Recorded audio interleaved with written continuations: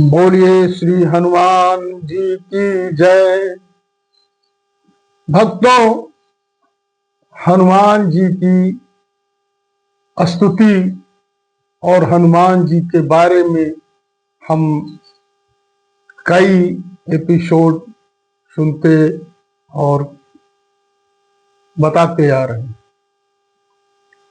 क्योंकि हनुमान जी राम के परम भक्त हैं और हनुमान जी की आराधना बहुत ही जरूरी है।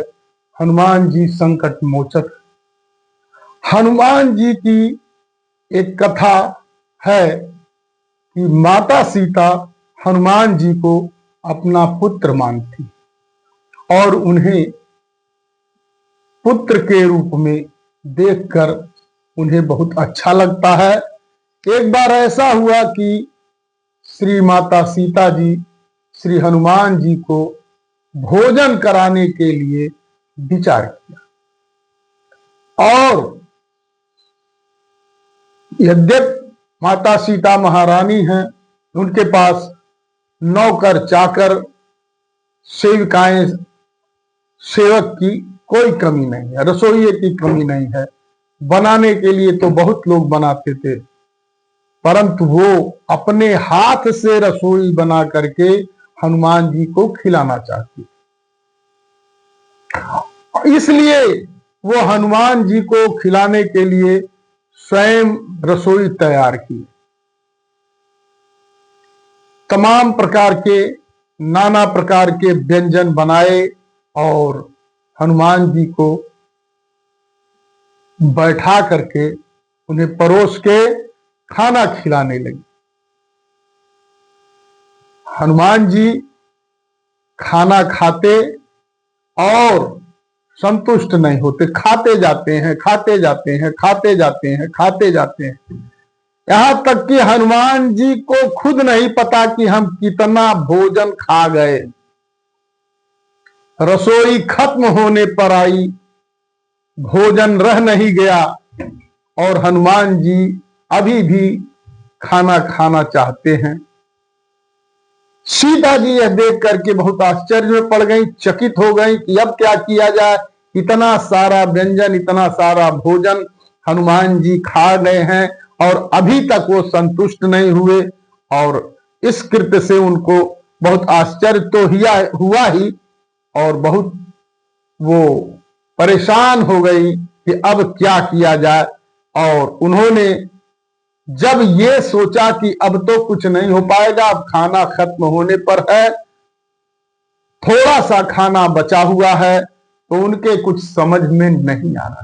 वो बहुत चिंतित हो गई और चिंतित हो करके उनको कोई जब उपाय नहीं सूझा तो निरुपाय हो करके वो भगवान राम का स्मरण किया। माता सीता ने निरुपाय होकर के भगवान राम का स्मरण किया, और स्मरण किया तो देखा, सीता जी ने क्या देखा कि हनुमान के रूप में स्वयं शंकर जी ही भोजन कर रहे हैं।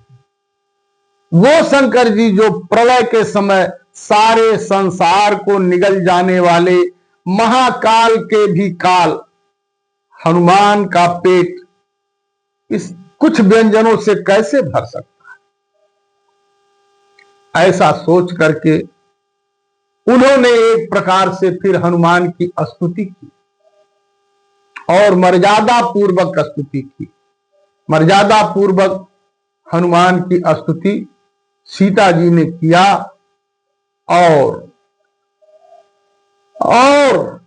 हनुमान जी के पिछले भाग में जाकर के उनके सिर पर ओम नमः शिवाय लिख दिया। मर्यादा पूर्वक उन्होंने किया और पीछे जाकर के, सामने से नहीं, सिर पर लिखना था। कैसे लिखें, तो मर्यादा पूर्वक को धीरे से पीछे जाकर के, पीछे से, और हनुमान जी के सिर पर ओम नमः शिवाय लिख दिया।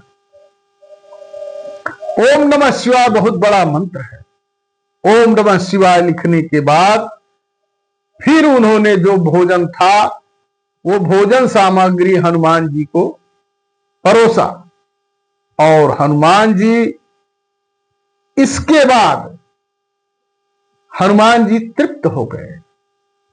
फिर जब माता सीता ने इच्छा जाहिर की कि आपको और कुछ चाहिए, तो हनुमान बिल्कुल तृप्त हो गए और हनुमान ने कहा कि नहीं, मैं माता बिल्कुल तृप्त हो गया हूं। इस प्रकार स्वयं माता सीता ने हनुमान को शिव रूप में भी स्वीकार किया। ऐसे माता सीता और हनुमान जी को मेरा बारंबार प्रणाम है और हनुमान जी की गाथा, उनका स्मरण और सुनना और कहना चाहिए। बोलिए जय श्री हनुमान जी।